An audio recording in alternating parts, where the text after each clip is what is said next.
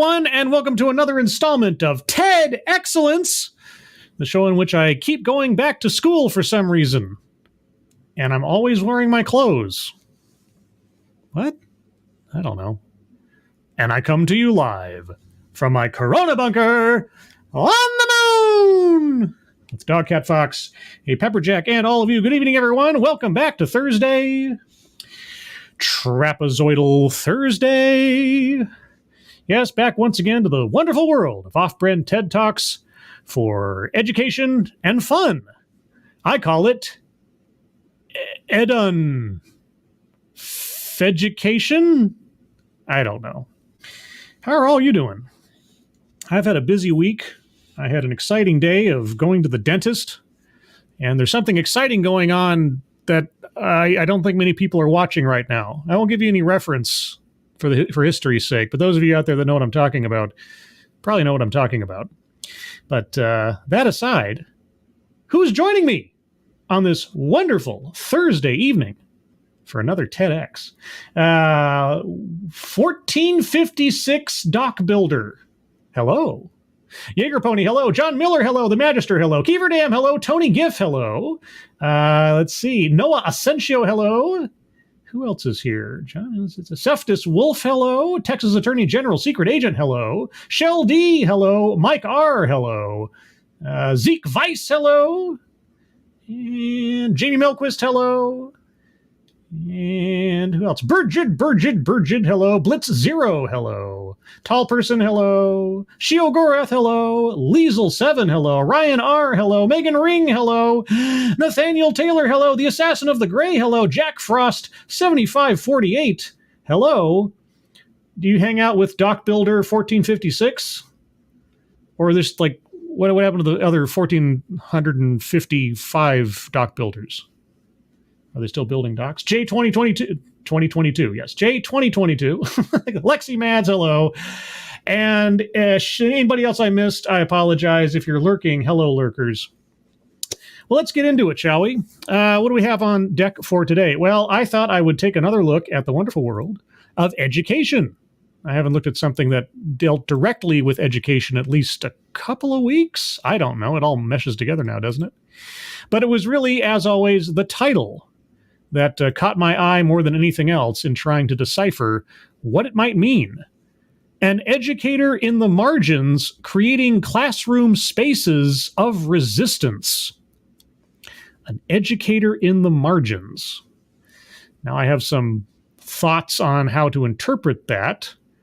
It's either or both self-pitying or victimhood seeking. I'm not quite sure. That's my first thought. As far as creating classroom spaces, well, I think if a classroom is a classroom, then the space is already created, but okay. And of resistance. Resistance against what? I don't know, but we will find out together. So, bingo card. Tonight's bingo card is bingo card A. A as in apple. If you'd like to participate in the poll that chooses the bingo card, each week, please follow me on Twitter. You can find my Twitter name down there in the corner of the screen, or in the description, or it's just scribe_light. Thank you very much. And if you'll direct your attention to the top of the chat box, Kiever Dam has helpfully given us the GoFundMe links to Shady Grin, Angry Illinoisian, and his kitten. Their friends, and family could certainly use your help if you have a couple of bucks to spare, so please think about that. But all that being said, let's find out, if we might, what it means to be a educator in the margins creating classroom spaces of resistance. Oh boy, this one clocks in at just under 14 minutes. I will start off with a few seconds for a sound test, and then I'll begin. One editing note, the lighting that they did for this presentation or at this event is poor. Like, it's very dark. And for the thumbnail, I had to turn up the contrast quite a bit just so you could see the fullness of the speaker in the picture. So I can't do much about that. I tried to mess with the visuals a little bit in editing, but it just looked really weird. And besides which, most of these things are audio only anyway for the sake of purpose. So it's not that big a deal. Thank you, Zeke Weiss. Hello, chat people and scribbles. Hello, Kyle. But all right, let's go. You guys tell me if you can hear this, and let's learn something, shall we? Good afternoon, everyone. Good afternoon, everyone. You guys hear that okay? Let me know in the chat. You probably should, but I always like to check because I'm paranoid, you see. I operate in a world of paranoia. Spiral Girl, hello. Ebony Williams, hello. Anybody else I miss in the meantime? A Scanner Daphne, hello. I think that's everybody I've seen. I Hear It, says Blitz Zero. And Audible, says John Miller. Well, I'll take Audible versus silent. All right. Good afternoon, and? My name is Ariana Bustos. Hello. I'm a fourth year student teacher. I'm an undergraduate. My major is AYA-ILA, and I am a fourth year at BGSU. Student teacher. Oh, okay. All right. During my time here at BGSU, I have experienced both good and bad. Uh-huh. But one thing that has stuck with me is the lack of culturally responsiveness for students and teachers of color in the K-12 and higher education system. Ooh, cultural responsiveness. Is that like cultural proficiency or cultural competency in schools? I've looked at those subjects before.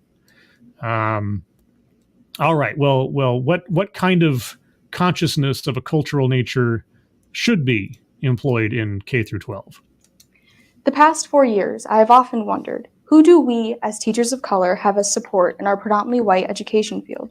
I will never forget my sophomore year Students with Disabilities course, when my professor Brittany Joseph told us on the first day of class that if we could not see ourselves teaching students with disabilities, meaning that if we refused to teach students with disabilities, she would personally walk us over to the academic advising office herself and help us switch our major out of education. Did she have some suspicion that you guys were unwilling to? Or okay. I remember my friend Ty and I looked at each other like, wow. We had never experienced a teacher who was unapologetic and fierce with their allyship to a group of marginalized students.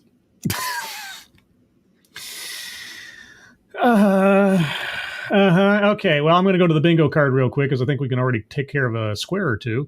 Let's see. I think collectivize his own demographic has been covered now.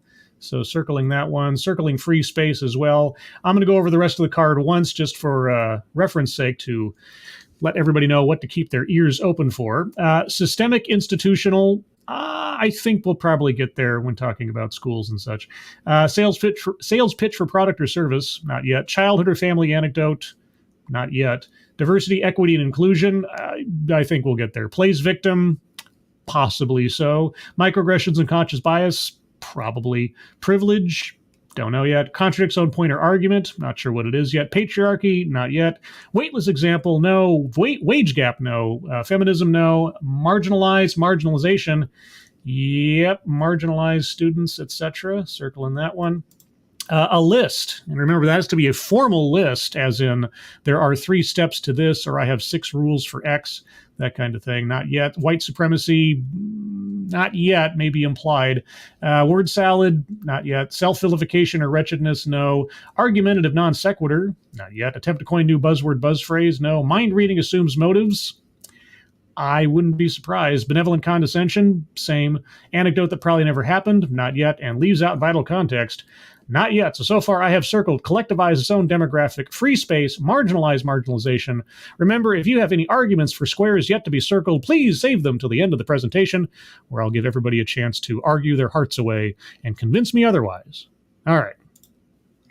We understood that she understood that it is detrimental to the development and well-being of students with disabilities to potentially be facing ableist and discriminatory teachers within their educational career. Yes. I'm sure that you guys are the only ones who thought of such a thing. Of course, it all depends on what kind of disabilities we're talking about. Just physical disabilities, is it learning disabilities? But either way, yeah, discrimination is bad on the basis of things that someone cannot help. It's true. I wonder if that will carry forward. This was a moment where I realized students of various marginalized backgrounds needed someone like that showing up for them in the classroom space and establishing that resistance. From sophomore year onward, something about my teaching philosophy changed. Okay, well, I guess my question would be then, is it common these days, I'm not talking about like back in the 50s or something, but in modern times, is it somehow common for teachers to actively and stridently discriminate against students with disabilities? Is that such a rare thing that someone would say otherwise? Okay. I accredit this change to many things, but I would not be the teacher I am without the inspiring pre-service teachers of color I have met up until this very moment. Okay, so you value people on the basis of their skin color first and foremost. I mean, if you encountered a teacher who happened to be white and was of the same caliber as the teachers you just mentioned, would they be less significant because they didn't look like you? I am less concerned about learning how to fit Eurocentric frameworks into my teaching and more focused on ethnocentric teaching practices. How is being an ethnocentrist in general effectively any different than being a Eurocentrist in specific? Have I missed something here? Okay, it's been a while since I had an English test and a vocabulary quiz, so perhaps I'm misunderstanding. As I am navigating my professional year, I continue to wonder, who can we, as pre-service teachers of color, go to for support? Well, obviously no one that's white, right? I'm looking at the card again. I'll give it a minute. How can we ensure the support we do receive is not operating on tokenism? Not operating on... well, I don't know. How about setting aside skin color as a value factor? How about that first and foremost? What? How can we ensure the support we do receive is not operating on ulterior motives from dominant culture? Ulterior motives of dominant culture? I don't know. How do you prove a negative of cultural bias? What? Here at BGSU, the population of pre-service teachers of color is slim to none. Throughout the past 4 years, I've typically been the only woman of color sitting in a room of 20 plus pre-service teachers. Okay, well, if not by specificity, then by implication, I'm circling white supremacy. Just on that basis. Oh boy. When I do see another teacher of color, I cannot describe the joy I feel. Boy, you know what that's called? You know what would I be called, you think? If I stood on a stage and said something to the effect, I cannot tell you the kind of joy I felt when I saw another white person after being in a room full of... What word might you use to describe me if I were to say such a thing? Because when we connect, there's a shared sense of belonging and oftentimes similar experiences of being the other. Right. Racial identity. Racial identitarianism is poison, but hey, I guess you picked it. Accumulating knowledge and hyper-awareness on what my identity means in predominantly white spaces brought me to understand that I have unintentionally been creating spaces of resistance ever since I stepped foot on this campus. Oh, well, don't break your arm patting yourself on the back. Oh, you're just an unwitting hero this whole time. It's amazing. I will not lie to you all. I am, you know what? If there's one thing I'm pretty sure of at this point, you're not lying. You're being very, very much rooted in your truth at this stage of the game. I believe you. I've come to love shaking the table when it comes to diversity, equity, and inclusion initiatives. Oh, diversity, equity, inclusion. She hit all three, circling diversity, equity, and inclusion. Oh boy, you love shaking the table, do you?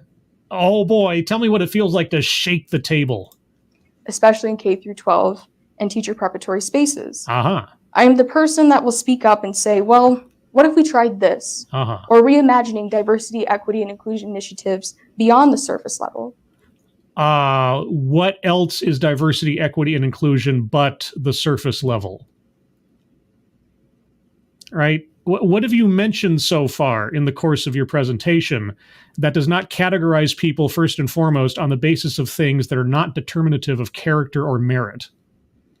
Disability, race, gender. That's about it. So I don't know. What does it look like to go beyond the surface level? Because so far I haven't heard it. K through 12 and teacher preparatory spaces are the spaces where I believe I've created the most resistance. Oh, gosh. But do you make your own awards for yourself or what?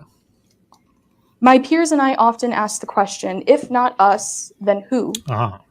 To be the minority, and sometimes the only minority in these spaces of DEI initiatives, is to feel pressure. Okay. So obviously you do not define diversity by anything other than aesthetics. Okay, I figured, but I just, I wasn't sure.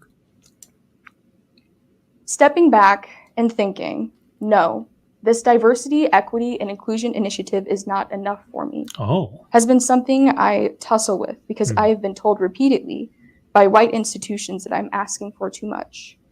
Well, I don't know. What are you asking for? What are your demands as a student teacher? That I'm thinking rather large, and because of that, I should think more practical. Yes. However, if I operated on practicality and not beyond the barriers of systemic marginalization, I would not be a teacher. Oh, systemic. We have systemic on the board. I want to go back on that real quick because she just defined what she thinks, or part of what she thinks her role as teacher is. And I think that's important. Let's listen back to that a little bit. More practical. However, if I operated on practicality and not beyond the barriers of systemic marginalization, I would not be a teacher. If you operated on practicality rather than outside the margins, you would not be a teacher. So impracticality is an element of a good teacher, effectively. Okay. I have to operate on resistance in order to understand marginality so I can survive and develop as an intellect. Word salad as an intellect. Okay. Proceed. If I allow for practicality or dominant culture to determine my abilities as a teacher of color, I would lose my imagination, my freedom, and I would begin to become colonized.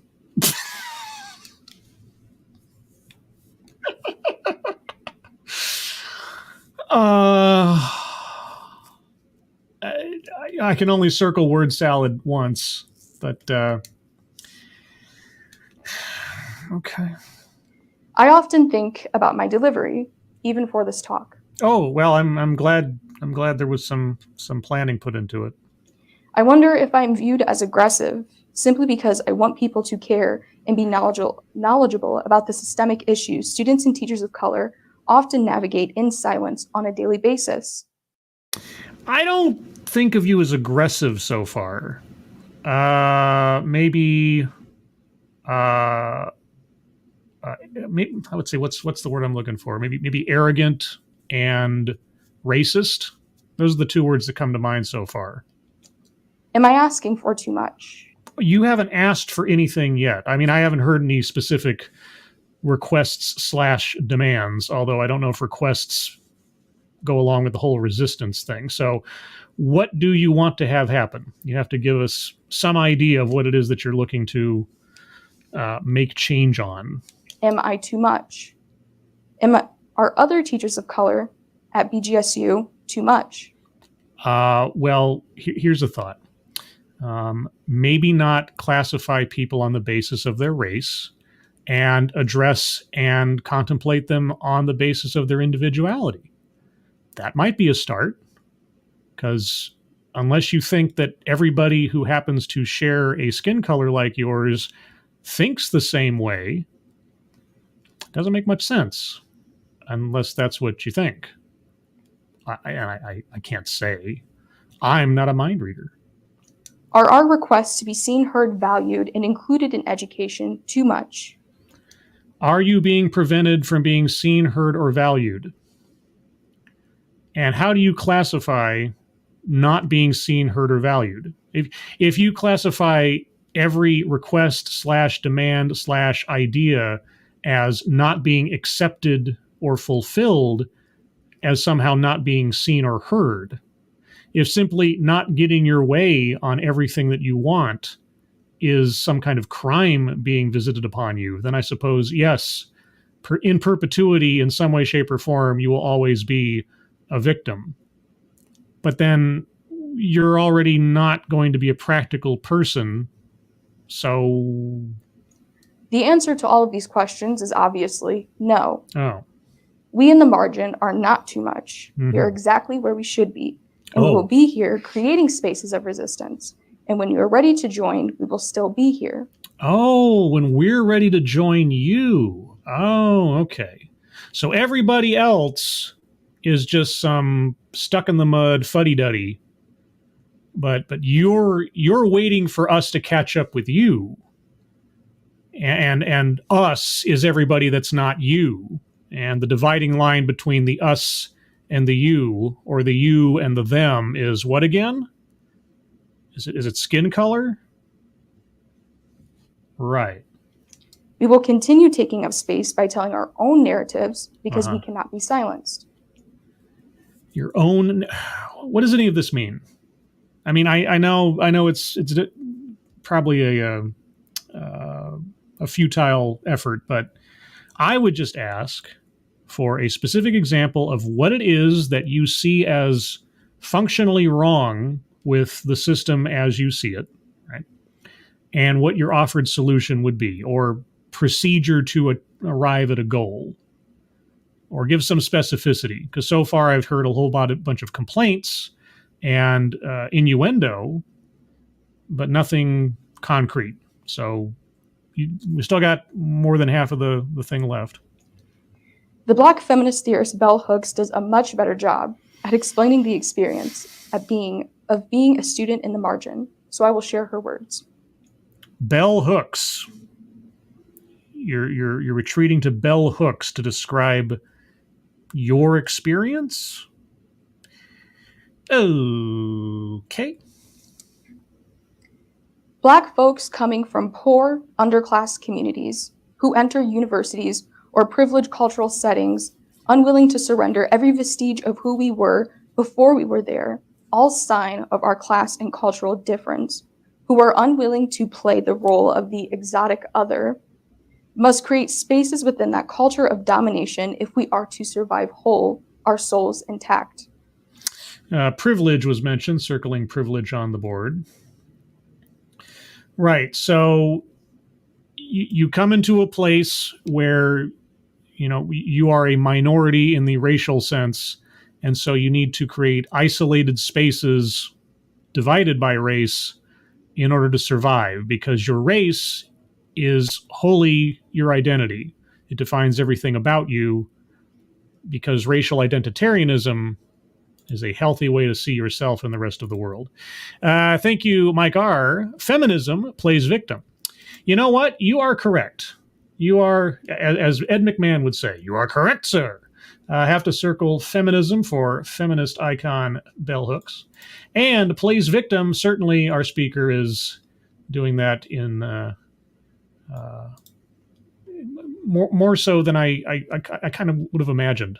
I mean, I thought by the title that you're going to have somebody who's either, again, self-pity or victimhood, but man, it just jumps out of the screen, doesn't it? Our very presence is a disruption. Everywhere we go, there is pressure to silence our voice, to co-opt and undermine them. Just because you assume so? I mean, if you go into a situation with a chip on your shoulder and assume that someone's there to knock it off, then yeah, you're probably going to find some way or somehow to interpret it that way. So yeah, if Bell Hooks was instructing people to go into situations with a predetermined sense of paranoia and victimhood, I bet they found it. I bet they did. Mostly, of course, we are not there. We never arrive or can't stay. Mm-hmm. Back in those spaces where we come from, we kill ourselves in despair, drowning in nihilism, caught in poverty, in addiction, and every postmodern mode of dying that can be named. Yeah, and such things never happen to white people. There are no poor white people, drug-addicted white people, nihilistic white people. Yeah, it's totally a racial exclusivity situation. Okay. Yet when we few remain in that other space, we are often too isolated, too alone, and we die there too. And so the solution to this is to create isolated circles within the society you have found yourself in at a college to save your soul. So which is it? Is isolation bad, or is it a necessity? Those of us who live, who make it, passionately holding on to aspects of that down-home life we do not intend to lose, while simultaneously seeking new knowledge and experience, invent spaces of radical openness. Radical openness. Oh boy, did I ever tell you my formula for creating a TEDx talk? I probably have. I'll say it again. You take some notion that all by itself probably sounds positive, like, for example, openness. Right? Openness. It's a welcoming thing. It's sort of a comforting thought. Just the word itself, openness. Then you have to decide, do you want to make your talk in favor of this thing or not in favor of this thing, or like against this thing? If you mean favor of this thing, you put the word radical in front of it. So radical openness. That's the title of your talk. And then you just sort of reverse engineer that notion into a talk. What is radical openness? And of course, if you want to be against that thing or create a talk that is somehow counter to that idea, you come up with toxic openness. So radical or toxic as your precursor there. And then again, what would toxic openness be? Being too open, being too exposed. That's the formula. It just reminded me of that. Without such spaces, we would not survive. Our living depends on our ability to conceptualize alternatives, often improvised. Okay, so and again, I'm just going off of what you've said so far.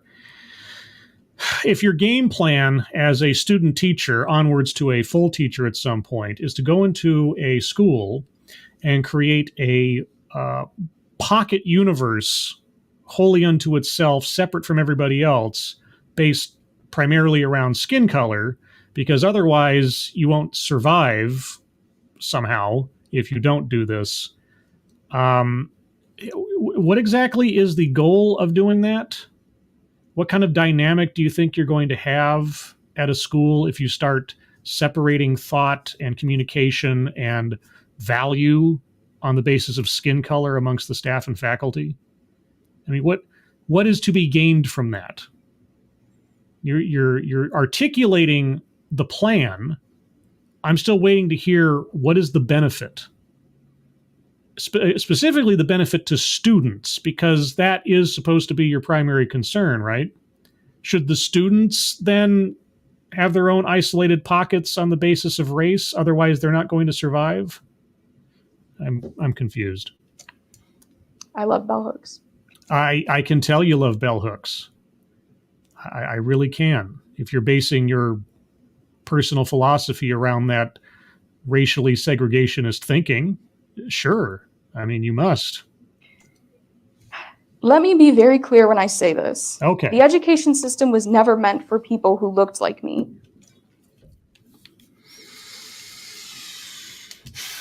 Okay. Well, it's a wonder then that you decided to join this particular profession.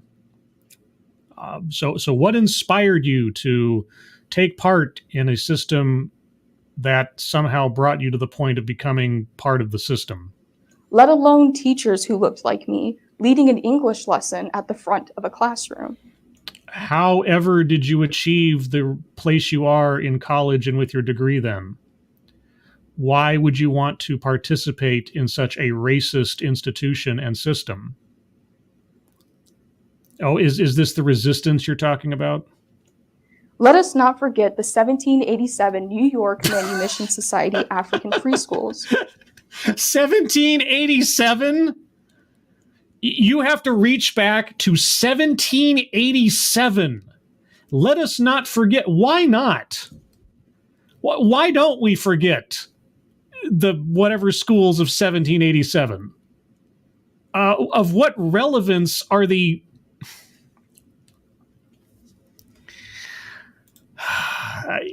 this might be the one of the more quiet instances where I push this button. What? What is that?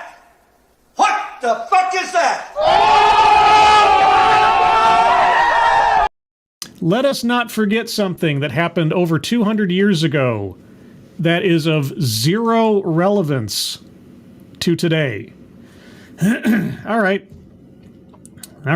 Reach back into the dustbin of history for an example that we're supposed to be, I don't know, offended by now, which maybe we would be, but who cares? Where newly freed Black children could come to school and learn. Oh, okay. And? But on several conditions. Oh, back in 1787, you say? Conditions which told Black children, you can come to school if you learn and speak standard American English. Uh-huh. You can come to school if you embrace Eurocentric education and minimize your practice of ethnocentrism at home. Didn't you advocate for ethnocentric teaching earlier in this presentation without defining which ethno you were speaking of? But, okay. And? You can continue coming to school based on how well you can assimilate into our white institution. Is she reciting like the actual... I have no idea what the schools of 1787 had as written down rules of attendance for non-white children. So if she's reciting verbatim what the rules were, okay. If she's not, then I don't know what we're doing here still. But let me also be very clear. Oh, okay. I hope you are clear, because so far you've brought up something from ancient history that doesn't matter. That no matter how much students of color assimilate or sacrifice their involvement within their own ethnic culture to fit into academia, one may still not be fully accepted, which is also what bell hooks reminds us of. Bell hooks and 1787. I mean, whatever you're selling, it's not a very good pitch so far. And I still haven't heard anything concrete or offered up any particular complaints that you wish to address. Just that they exist and you're there. Okay. She says, and I quote, "Oh, once Mama said to me, as I was about to go again to the predominantly white university, you can take what white people have to offer, but you do not have to love them. Now understanding her cultural codes, I know that she was not saying to me not to love people of other races." Are you sure about that? She was speaking about colonization and the reality of what it means to be taught in a culture of domination by those who dominate. She was insisting on my power to be able to separate useful knowledge that I might get from the dominating group from participating in ways of knowing that would lead to estrangement, alienation, and worse, assimilation and co-option. So constantly be suspicious of the information being provided you by people who are in authority positions? Hey, I do that on my channel every week. So, yeah, take what you want, leave what you don't, have your opinions challenged, entertain an idea without having to accept it. Yeah, no, that's not bad advice, I suppose. I don't know that I'd place it into terms of race and colonization, but then I'm not bell hooks, I suppose. She was saying that it is not necessary to give yourself over to them to learn. Not having been in those institutions, she knew that I might be faced again with situations where I would be tried. Tried? Like what? Give yourself over? What it... I know. I shouldn't bother asking, but what are you talking about? Do you have an example? I know you're quoting bell hooks, but can you relate it to something at least anecdotal about yourself or something? Did I already say I like bell hooks? Yes, you already said you like bell hooks. You're reading from your own cards, so I assume you know that you already asked. Anyway. I love her. Yeah. Mm-hmm. Systemic issues in education are so ingrained into the experiences of Black and Latinx students that these populations oftentimes have no idea the machine's working against them. Oh, which population is the Latinx population? Have you ever asked any Latinos what they think of the phrase or categorization Latinx? But I guess you don't. You don't care about what the people you're talking about actually think, as long as you can just put them into a nice, neat little box and be their champion. Students are often desensitized to the normalities of racial injustices in education. Oh. I chalk this up to a number of things, Okay. But it ultimately begins with Eurocentric state standards and curriculum. Eurocentric state standards and curriculum. Okay, well, just because I love defining terms, I wish you would give us an example of a Eurocentric element of school. I'm sure there's very, low-hanging fruit, easy ones that somebody could name off. But for the sake of this presentation, I wish you would give us an example of a Eurocentric policy element, whatever, and what you would replace it with. Like, what would be the improvement upon that? If Eurocentrism in education is inherently bad, toxic, destructive, whatever, okay, how would you do it?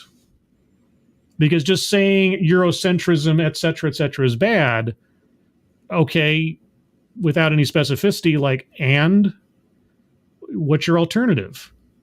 What solution are you trying to impose? You have to compare and contrast for me to understand. Otherwise, it's just babble. Is there anyone creating spaces for students of color to discuss systemic issues in education that directly affect them, such as the school-to-prison pipeline, the opportunity gap, or disproportionality?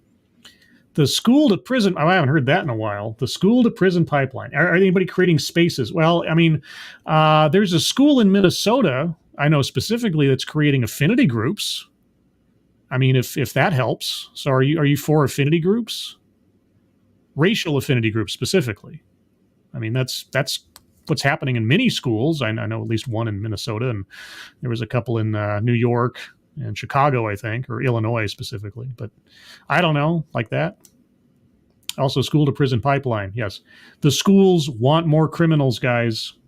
The schools and the prisons, they're like, if you could see me crossing my fingers together, they're like this. And they want to create more criminals. That's the whole purpose of the school-to-prison pipeline. Are teachers knowledgeable enough on these topics to conduct civic discourse in their own classroom over these issues? You want to have civic discourse over a conspiracy theory of schools intentionally creating criminals to populate prisons? I'd love to see how that goes. I obviously don't have all of the answers. Well, I'll tell you, no one does. No one does. But here's the thing. You have to actually offer an answer after articulating a problem. I don't expect you to have all the answers, but you have to at least articulate a specific problem. You must be able to name at least one policy or tradition or style or system, whatever, that you find either broken, problematic, unfair, unjust, inequitable, whatever, and then be able to at least suggest a solution, a fix, or an alternative. Yeah, I don't expect to have all the answers, but you should have at least a couple of ideas about something in particular at this stage of the game, right? They do know that Ohio currently has a 94% K-12 teacher population that is white. All right. Well, how would you solve for that problem? Okay, I think this is the first very specific problem that she's articulated. Granted that she thinks that's a problem, and given her previous rhetoric, I assume that she does. All right. Well, if that is the problem, as stated, how would you solve for that problem? All right, what mechanisms would you employ in order to fix the ill that is the racial makeup of the K through 12 teachers in Ohio? Dare I hope that you give us one? Meaning that we have a huge disparity when it comes to racially diverse teacher representation in our schools. Uh-huh. Well, I don't know. How does that compare to the overall population of Ohio? I don't know what the population demographics of Ohio at all is. Is it representative? Is it out of balance? Is it actually disproportional? I don't know.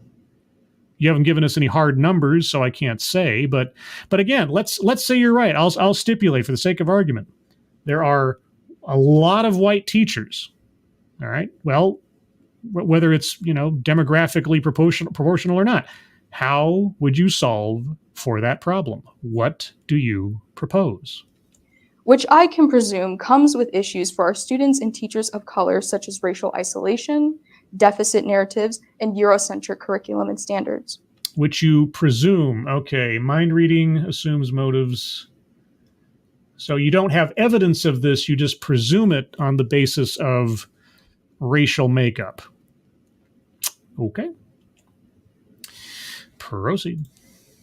I say this because you're a racist? There cannot possibly be an influx of culturally responsive curriculum and teaching in Ohio's K-12 and higher education spaces if our decision makers and curriculum designers are operating on dominant cultural viewpoints and needs.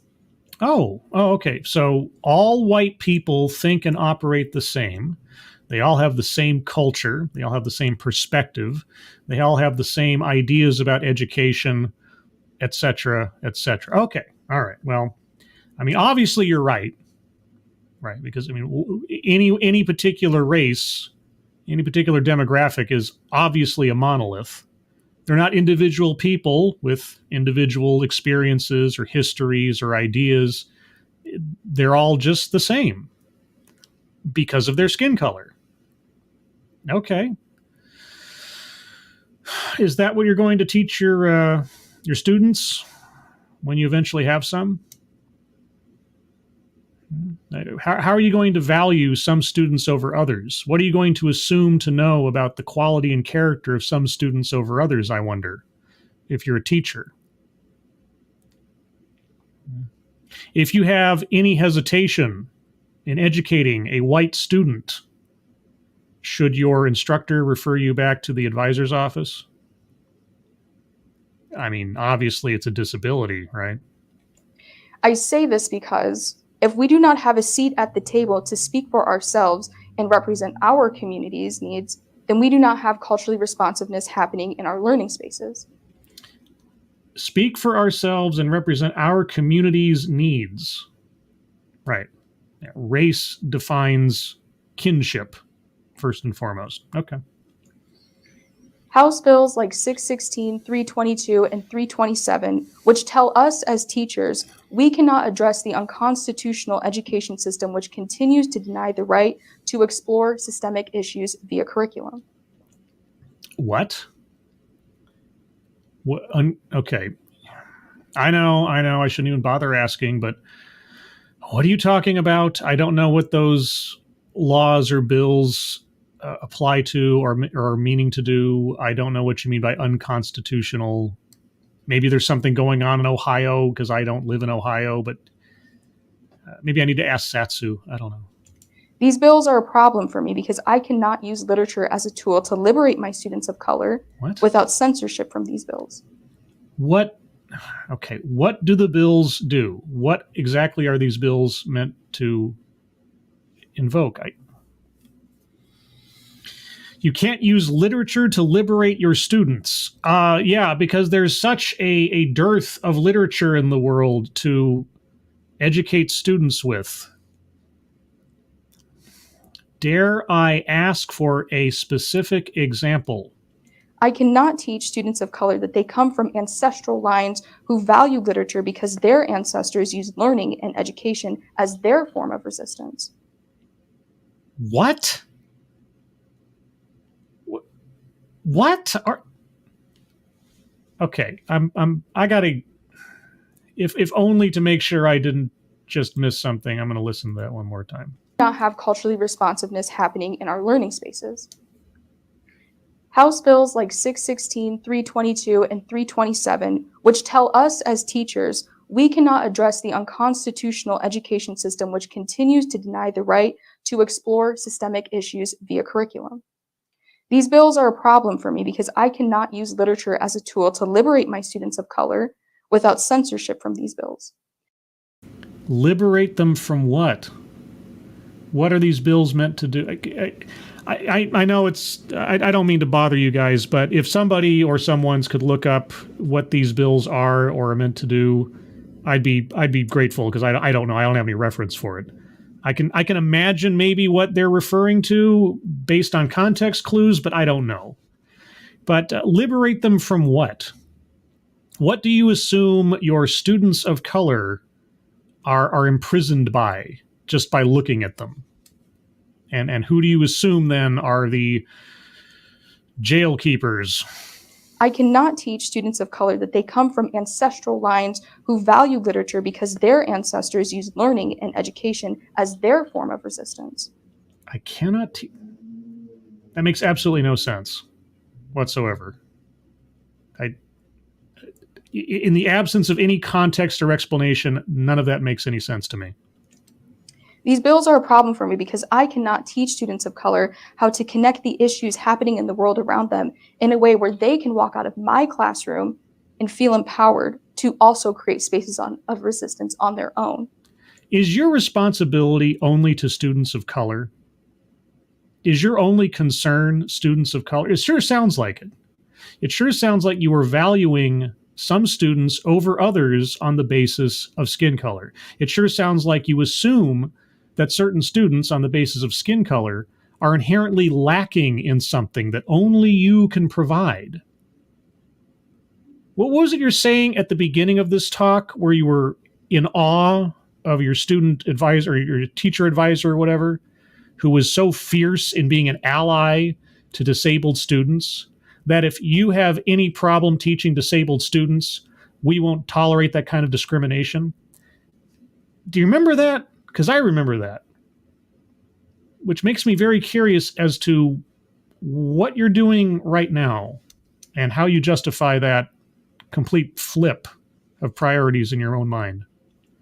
These bills are a problem for me because they operate on white comfort and dominant cultural needs. What are the... Could you at least give us a breakdown of what you're talking about? Just a little. Thank you, Keeverdam. I put 2 links in chat that might explain, for you that might explain. Okay, thank you, Keeverdam. Let me scroll. Oh, there it is. Okay. All right. I will... You won't be able to see this on the screen, but I will skim through this briefly. And, of course, you can take a look at the links yourself from Keeverdam. Let's see. What is this? Our view. Let Ohio teachers teach truth. Educators, kids, casualties of raging culture war. Is this about critical race theory by any chance? Teachers come with a variety of political leanings and by and large do the work because they want to make a positive impact in their students' lives. Well, one would hope that they do their best to withhold their political leanings from teaching reading, writing, arithmetic. Okay. The partly copycat us against them legislation would ban teachers from discussing racism, much like House Bill 327, a GOP assault on so-called divisive concepts that, as it reads, would include issues such as slavery and discrimination and the fact that 11 million people were exterminated by the Nazis. Wait. Okay. Here's my question then, for the sake of this article. Does House Bill 327 say thou shalt not discuss racism or the Holocaust in schools? Is that what it actually says? For having different... I'm not going to read this entire article here, but okay, that's Article 1. Let me check out Article 2 real quick on the off chance it has something more succinct. Expose the boil, House Bills 322 and 327. Governor DeWine signed into law the final 2022-2023 state budget for Ohio this week, which includes a provision that makes Juneteenth an official state holiday to commemorate June 19th, 1865, the date when enslaved people in Confederate states were finally freed. Okay, House Bill 322 and House Bill 327 are currently being heard in Ohio State and Local Government Committee, where they have had 2 hearings so far for sponsor and proponent testimony. These bills would actively censor and restrict how teachers can discuss racism and sexism in K-12 classrooms and limit professional development and training that teachers and staff can receive relating to certain topics the bills vaguely label as divisive. What will and will not be allowed is vague and unclear in both bills. For example, one divisive concept prohibited by HB 327 is, quote, the concept that members of one nationality, race, color, ethnicity, religion, or sex attempt to treat others disrespectfully based upon nationality, race, color, ethnicity, religion, or sex. The concept.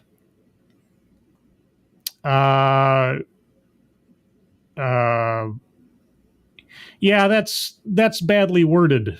I'm not quite sure what that means.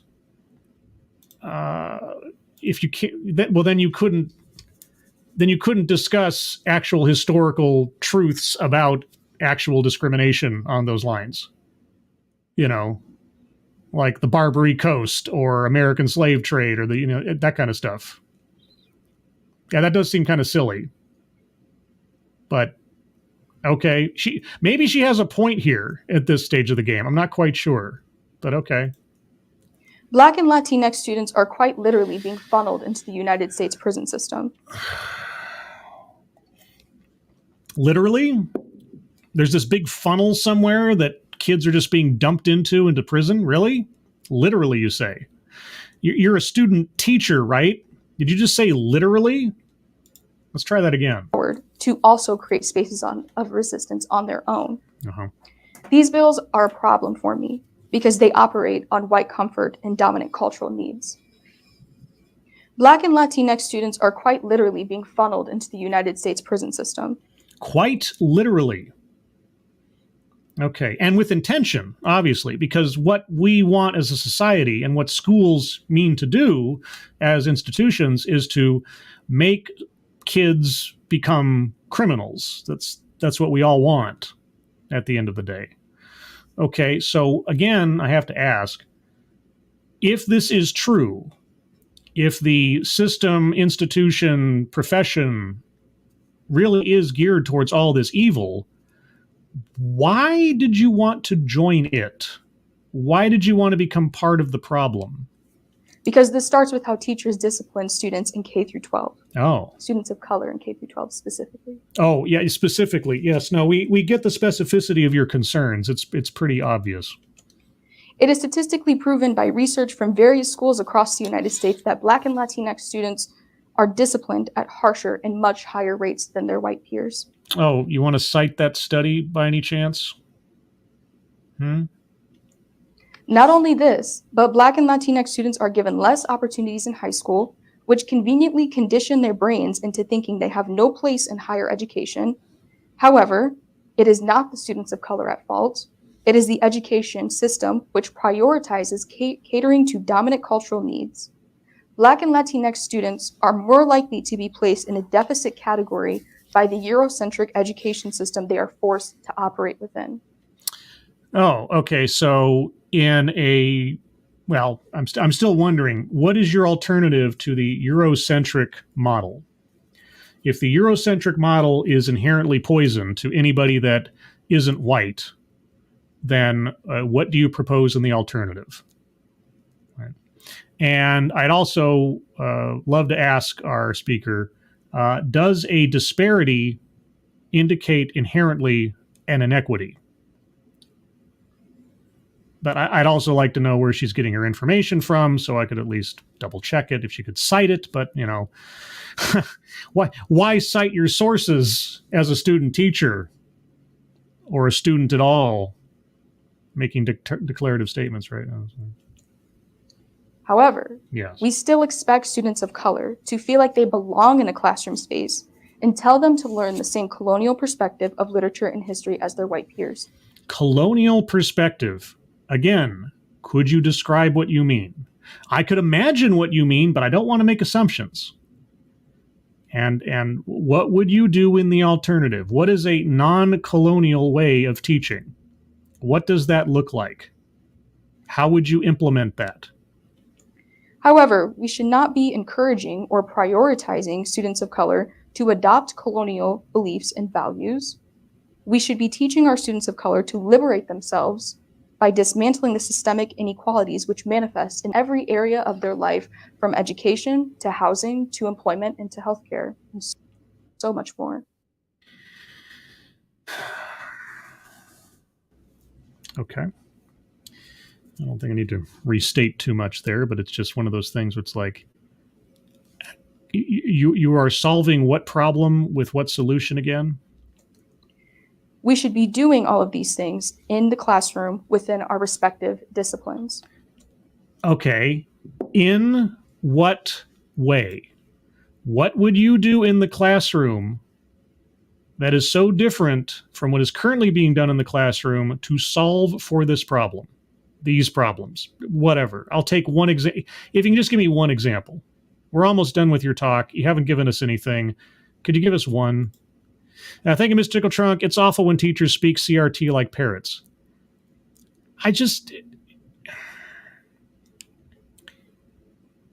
There's no such thing as critical race theory in education. I'm told that over and over again by people. CRT is not actually taught in schools. Well, what exactly is this kind of philosophy except racially exclusionary and stereotypical? Students of color are inherently deficient, or are inherently victims, or inherently can't do this or need to do that, or they're being held down by anything that's white. And so the only solution is to isolate them away from colonialistic thinking and Eurocentric teaching styles, and then they'll be liberated. I mean, I don't know what more of an argument could be made here for let's bring segregation back to schools for everyone's well-being. I mean, aside from affinity groups, just saying let's form affinity groups, it sounds like what she's talking about. I don't know. I'm trying to decipher it. I am a contradiction standing up here. Well, at least insofar as your presentation's concerned, you are a bit of a walking contradiction between the profession you've chosen to pursue and the absolute, total, insurmountable evil that it apparently creates in the world. That might be contradicts own point or argument, but let's see what she has to say to that. Doing all of these things in the classroom within our respective disciplines. Mm-hmm. I am a contradiction standing up here as an educated brown woman studying to become a teacher and quoting bell hooks. However, this act alone is to highlight both the disparity and resistance which blossom within the margin. I will leave you with a quote from Hooks which details how those in the center and in the margin should utilize the tool that is education in order to become culturally responsive. Do you have any thoughts or ideas that aren't gleaned from someone else? I mean, I don't mind the occasional quote, as inspiration or to sort of sum up a point or something, but reading entire passages of someone else's essays and thoughts and things, I don't know. It just seems a little disheartening. There's a good word for it. The academy is not paradise, but learning is a place where paradise can be created. The classroom, with all its limitations, remains a location of possibility. In that field of possibility, we have the opportunity to labor for freedom, to demand ourselves and our comrades an openness of mind and heart that allows us to face reality as we collectively imagine new ways to move beyond boundaries to transgress. Oh, das Vidanya, comrade, collectively, da. This is education as the practice of freedom. Thank you. Okay, well, there you go. That was it. For the public good. What was for the public good there? What was for the public good there? The best she could come up with, 1787 and some Ohio state bills that, admittedly, just the little bit that I read, if that's an accurate recitation of them, seem a little strangely worded. Thank you, Mr. Trunk. How is she a contradiction? Black women are overrepresented on the TEDx stage. I'd love to get some diversity up there. Bell Hooks' work is everywhere. Yeah, the first time I ever heard about Bell Hooks was back during the whole Anita Sarkeesian Gamergate era of things, because I think she's the first person that ever quoted Bell Hooks or was on a stage with Bell Hooks or something. And that's, the 2013, 2014, thereabouts was sort of my introduction to this entire aspect of the world and reality that I had no idea existed until that stage of the game. Okay, well, there you go, guys. A student teacher on her way to becoming a full-fledged teacher, and that's the perspective, opinion, and attitude she's taking in to her classroom, where I am sure that with that series of declarations, she will not at all apply any kind of discrimination or assessment or value on her students based on anything other than their individual personalities and merits. I'm sure. Thank you, Frosted Glass. That was a bunch of bullshit. Bell Hooks, yeah. All right, well, let's move on to the wonderful world of the bingo card. Let me get that queued up here. And so here's the deal. I will go over the card one more time myself, and then I'll offer you guys the opportunity to argue for squares to be circled. We are very close to a couple of bingos already. All right. Sales pitch for product or service. I wish there had been one. I wish there had been something specific that she was promoting. Like, instead of this Eurocentric whatever in schools, I offer blah. The closest that she got was saying that she would prefer to use an ethnocentric strategy or whatever at the beginning. Which, again, ethnocentric just means you take a particular ethnicity or whatever and put it in that place. So Eurocentric is ethnocentric, unless I'm completely off base on my vocabulary. If ethnocentric and Eurocentric are completely different things, okay, I apologize. But I'm having a hard time deciphering that one. Childhood to family anecdote. Surprisingly enough, she never mentioned her family or her childhood that I recall. She mentioned Bell Hooks, and Bell Hooks talking about her mother. But, microaggressions, unconscious bias. Yes, if not specifically, then an aggregate over what she was accusing school systems and teachers and the government and so on. Yeah. Contradicts own point or argument. What was her argument? The argument seemed to be students of color need special consideration and need to be separated academically, philosophically, perhaps even physically from anyone who is white. That was her argument. Did she contradict that? It's hard to say because it was all very... I might need some help with that one. I'm not going to say. Patriarchy. Now, here's the thing. Just because someone brings up feminism does not inherently mean that patriarchy was part of the conversation. She brought up feminist Bell Hooks, and she said, feminism, etc. So that counts. But otherwise, she never really gave much of a gender war element to her talk. It was all very racial. So I don't think there's any basis on which to circle patriarchy. Weightless example. 1787. Of what value was that? The answer is none. Oh boy, wage gap. She talked about... Was it a Bell Hooks quote where she talked about poor kids and such, or was she? I don't remember now. Was she quoting? If she was quoting Bell Hooks, I don't know Well, no, I remember I talked about how, poor kids and nihilistic kids or families. You know what? Yeah. Yeah, she brought up socioeconomic status. She seemed to imply that this only applied somehow to one race versus anybody who happens to be in a situation like that, regardless of their skin color. So, golly gee whiz, if you can believe it. Ooh, that's a bingo. Right? Yeah! Bingo. What? Of course! Double bingo! And we're not even done yet. Not even done yet. A list.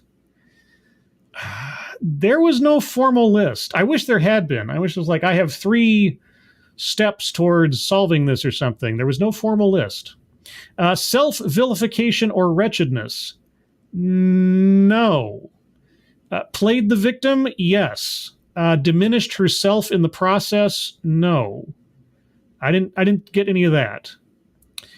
Argumentative non sequitur. Did she bring up something that had nothing to do with anything? I mean, the 1787 example might be weightless, but at least it was related to education, so it's not a non sequitur. Did she bring up something? I mean, I almost want to say that just everything that she quoted from bell hooks was an argumentative non sequitur. But it did refer to schools, so I guess not technically. I don't know. I might need help with that one. Attempt to coin new buzzword, buzz phrase. I didn't hear anything that was something I like to call or anything that I hadn't heard before. Benevolent condescension. Yeah. Oh, yeah. Everybody's stupid. We here in this demographic are smarter, and we'll wait for all of you to catch up, etc. Anecdote that probably never happened. She never really gave any anecdotes. She read from bell hooks, and within those quotes there were anecdotes, but in the absence of any, other context, I can't say that they didn't happen. There was no "and then they all clapped" moment in anything that she had to say, so I don't think that counts. Yeah, and leaves out vital context. Your sources for your numbers, how you determine all of these statistics, and that the fate of these kids, and so on and so forth. I mean, like I said, of all people to leave out a bibliography of some kind or a notation of source, a student teacher, that's kind of disappointing. Anyway, that's what I have. That is a very full bingo card already. If you have arguments for squares yet to be circled, please put them in the chat now. Be sure to tag me in your comment so I can see it a little bit more clearly. But elsewise, I will scroll up a bit and see if anybody has anything else to say. And everybody's talking to each other in here. Megan Ring, her argument was ethnocentrism is bad, but only when white people do it. That was her yeah. That is an inherent contradiction, isn't it? Right? At the very top, she said that, Eurocentrism is bad, so I'm going to teach in an ethnocentric way. I'm paraphrasing, but that's effectively what she said.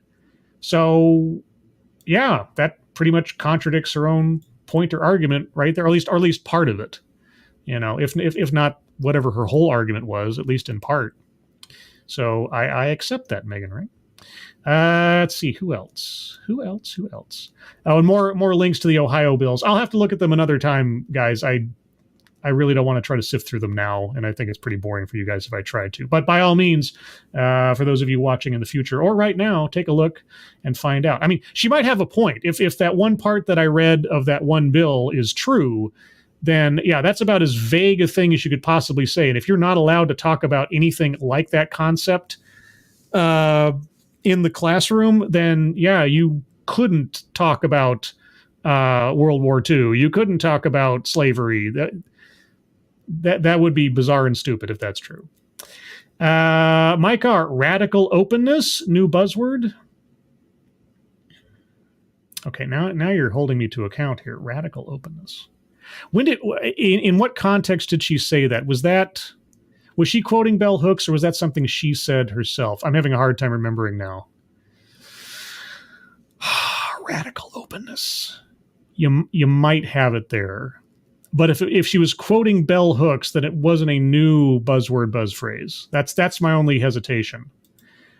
If someone remembers when and how she said that. Ebony Williams, sales pitch for product or service. She mentioned bell hooks a lot. Could be seen as a sales pitch to read her books, although not outright and very subtle. That might be a bit of a stretch. Being a fangirl for someone, if she had named the book, I guess maybe, or shown a picture of it, or I don't want to be too loosey-goosey with the rules. Let's see. Mike R says, pretty sure she made that one up. Kieverdam says it wasn't from bell hooks. Okay. All right. I will, I'll accept that. And, as a consequence of that, consequence of that, if you can believe it, I believe we have... Give me a Bingo. silly. One Bingo. only, please.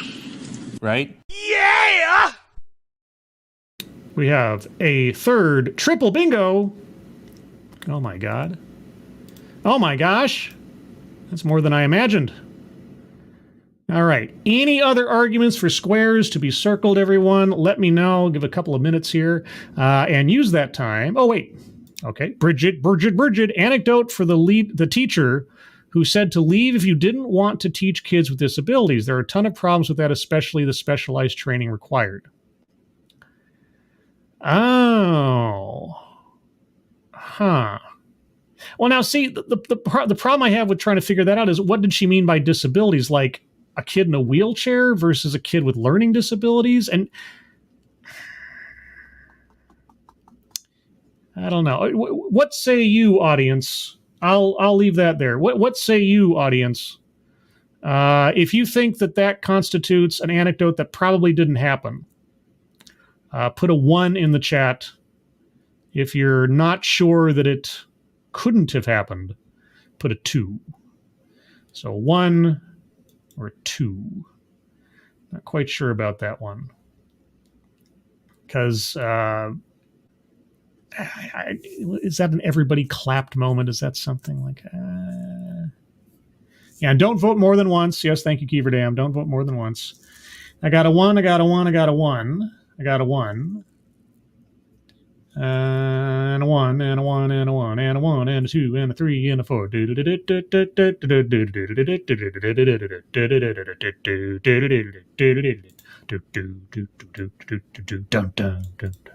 All right. Well, apparently the ones have it.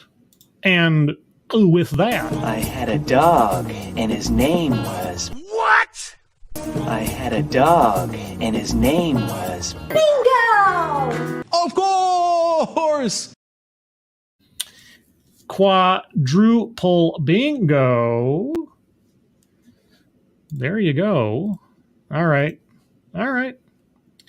Ebony Williams, self-vilification. Her mother told her not to give into Eurocentric learning or something like that when she was still in grade school. That was a bell hooks thing. So she was not self-vilifying. She was quoting somebody else. I know. That was, it's a fine line, but that was indeed a bell hooks quote. I remember that part. That was bell hooks. Let's see. All right. Now, I think we're there. I will use the next minute or two to plug a couple of things upcoming, and then I'll check for any more arguments. So first and foremost, a new Familiar with the Matter will be going live this Saturday at 9 a.m. Pacific Time, 11 a.m. Central Time, and then noon Eastern Time, where I'll be talking to Christopher Cooksey. Now, who's Christopher Cooksey, you might ask? Christopher Cooksey is the director/creator of the independent horror film Quantum Terror. And Christopher has been kind enough to have me on his channel a couple of times now to talk about Lovecraft and horror and Stranger Things and stuff.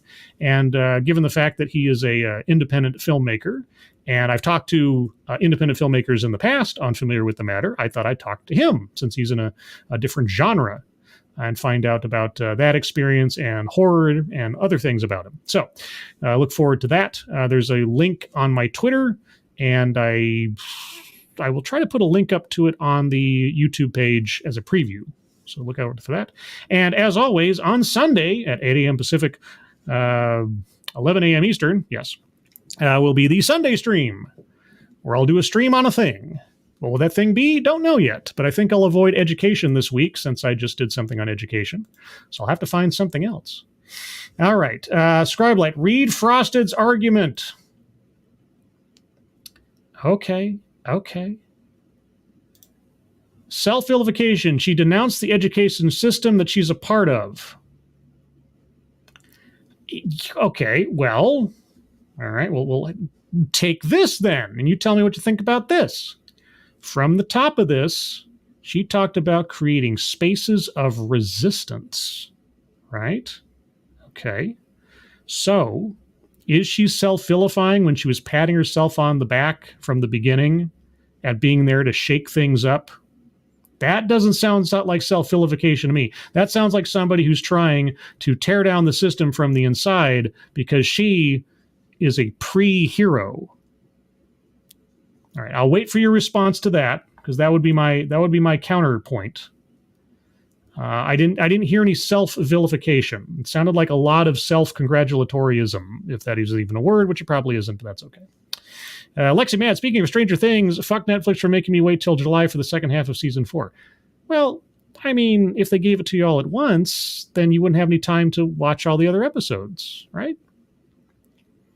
You know, besides, Netflix really needs to start spreading out its viewership numbers over the course of the quarter to make things look more exciting than they actually are. Keyfordham, don't forget to circle the whole card. Oh, you're correct. I was thinking I'd circle it ahead of time, but that might get in the way of other squares to be circled. But you're correct. Okay, got that. Circle that. Update that. There we go. I'll wait for Frosted Glasses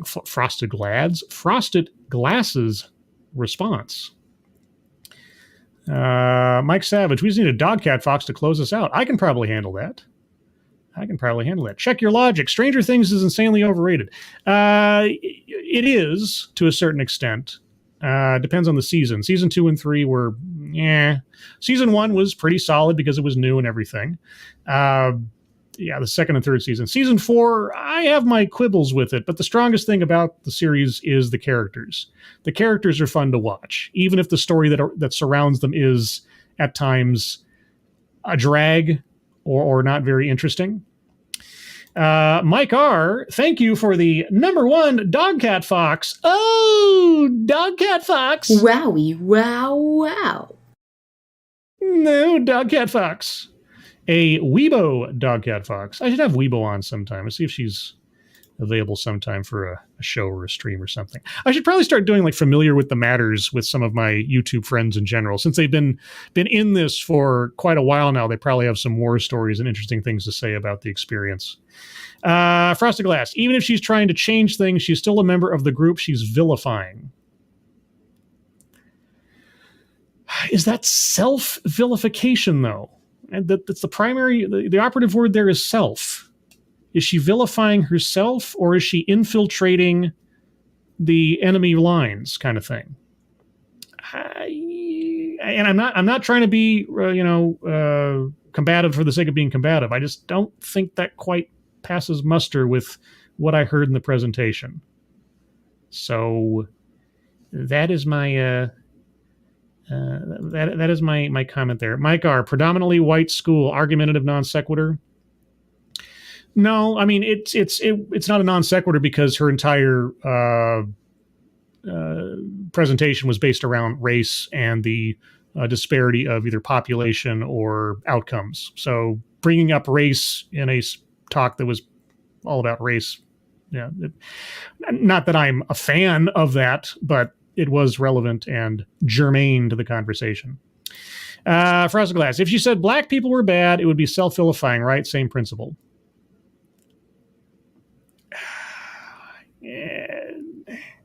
Again, given her comments about her intention and her utility in doing what she was doing and shaking up the table and resisting and so on and so forth, nothing about that told me that there was any self-vilification going on. And the concept of resistance and of her job is to change the way things are and so on. She is a change maker in her own mind. She is not a wretch. She is not a villain. And yeah, I don't haven't sold me. Valiant effort, but you haven't sold me. And let's see. Oh, Ryan R. She listed Ohio legislative bill numbers and political sales pitch to stop bills from passing. Oh, does that count as a list? Is that a form?